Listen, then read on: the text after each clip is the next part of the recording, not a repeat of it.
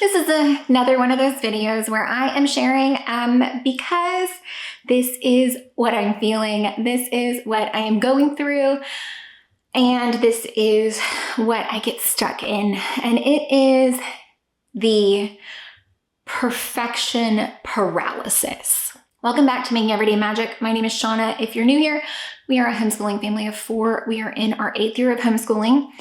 And if you don't know, we homeschool, and I actually run a business from home and contribute to all of this content here that you are seeing. Today, I wanted to talk with you about how when everything is an option, it leads to perfection paralysis.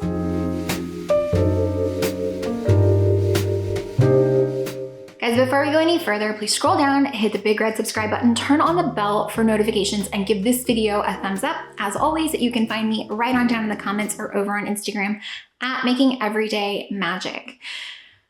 I would love for you guys, if you would just take a minute, scroll down to the comments, and give me an example of when you suffered from paralysis due to having too many decisions, or being unable to make a decision, or wanting to make the right decision so much that you actually put off getting anything done, because that is something that I personally am all too familiar with.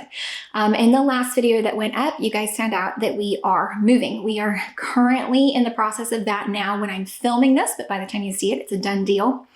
And I have been experiencing the paralysis that comes with everything needs to get done. So it is hard to figure out where to start. And everything seems to be built on something else. So where is the right place to start? And it's hard to figure out where to start. And then I am just stuck with my mind reeling, trying to figure out where to start.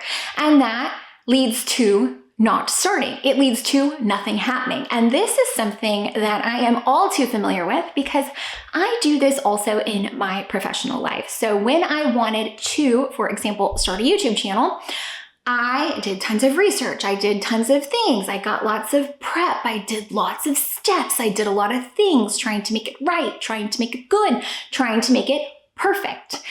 At some point, the quest for perfection keeps you from taking even the first step.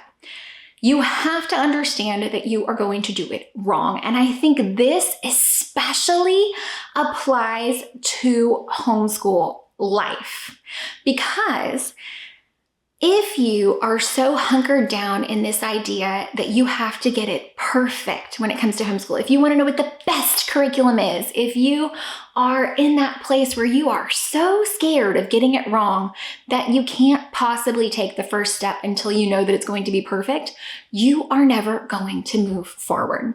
You will never homeschool. You will never pull your kids out of school. You will never get started if you are that hunkered down in the idea that it must be perfect. And I truly believe that it is harder when everything is an option. When everything is an option, you just get stuck. You get stuck in the fear of doing it wrong. I want to come here and I want to share with you something that will help you start to narrow it down, because just like kids, it's what do you want? It's the same thing with dinner, right? What do you want to eat for dinner? I have no idea. I could have anything I want. I have no idea. I have never been more unsure of the fact that I consume food as when somebody says, well, what do you want? Well, I just don't know. It's that same kind of thing. Or when somebody pops up, we just went through the holiday season. Well, what do you want for Christmas? I have never known less about what I have wanted for Christmas than when someone asks. And it is that fear of kind of making the wrong decision, but also the fact that there's a million options in the world. And so from that, it is so hard to narrow it down. So I want to share with you, when it comes to homeschooling, if you can, if you're looking for a curriculum, if you're looking for choices, if you can just whittle it down a little, if you can narrow your field of options a little, it can help you combat that perfection paralysis. So for example, in packing and getting ready to go, there were a lot of things. I can't pack up the homeschool stuff because we're still homeschooling. I can't pack up a lot of bathroom stuff because I'm still doing hair and makeup. I can't pack up the office because I'm still actively running a business out of this. But when I started to realize, instead of focusing on what I couldn't do, what I could do. For example, I can pack up the crystal and the china. It is unlikely in the next 7 days between now and when we are in our new home that I am going to use a bunch of crystal and china. So that is an easy win. And as a lot of productivity people will tell you, once you start, you're gaining that momentum. So if you can pack a box, you can likely pack a second box. And once you start making those decisions, you can easily start making more decisions. So I want to encourage you, if you are unsure where to start or you are paralyzed by needing to be perfect, good, or right, stop doing that.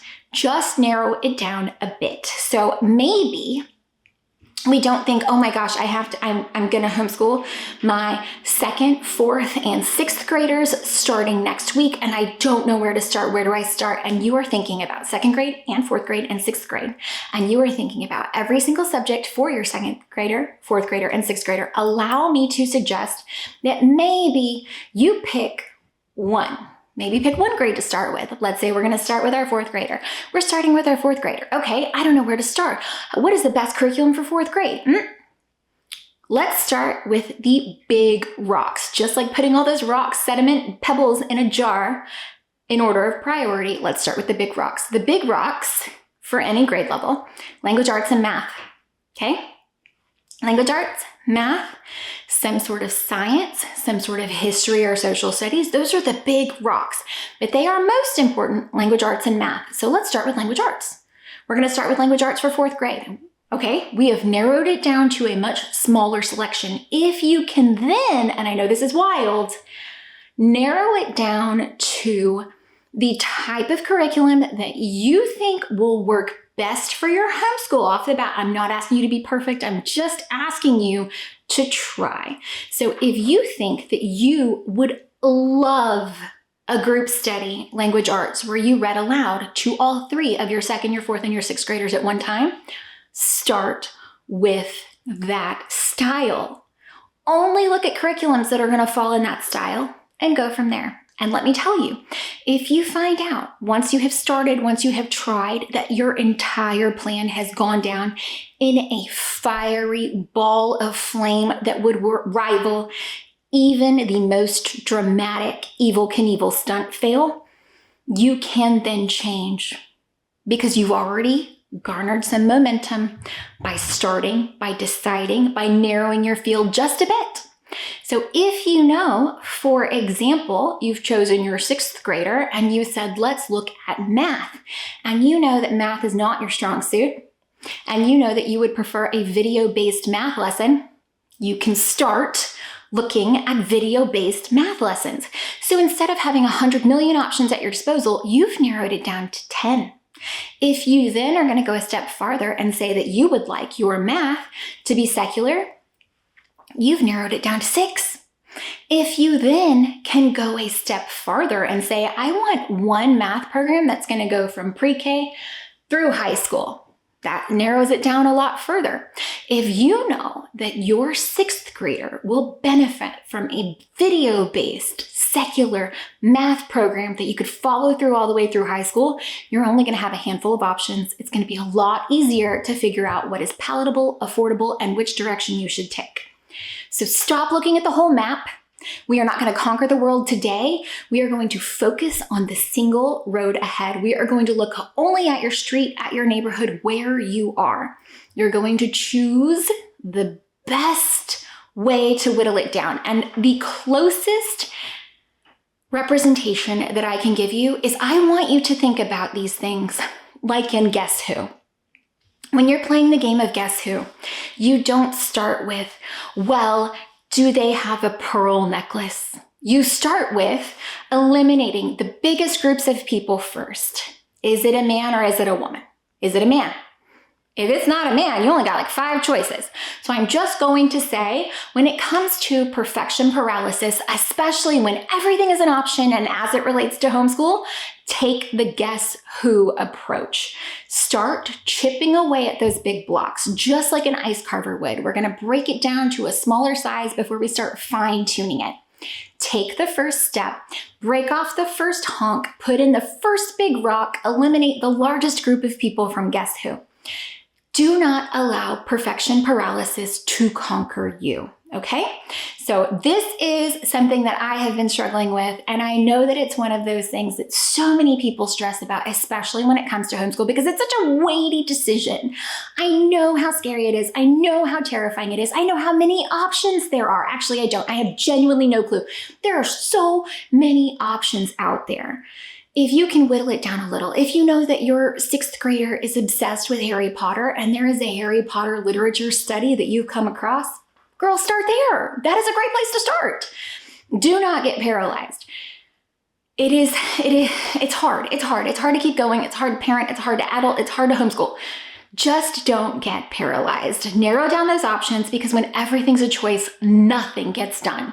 Guys, I hope that you found any of this helpful, entertaining, or informative. If you did, please scroll down, hit that big red subscribe button, turn on your bell for notifications, and give this video a thumbs up. Like I asked earlier, guys, write on down in the comments, give us an example of your perfection paralysis or how you narrowed something down to find what could be a good fit for you. And again, it doesn't have to last forever. You just need to know where to start. And that is going to take you so incredibly far. Guys, write on down in the comments or over on Instagram. Feel free to reach out to me.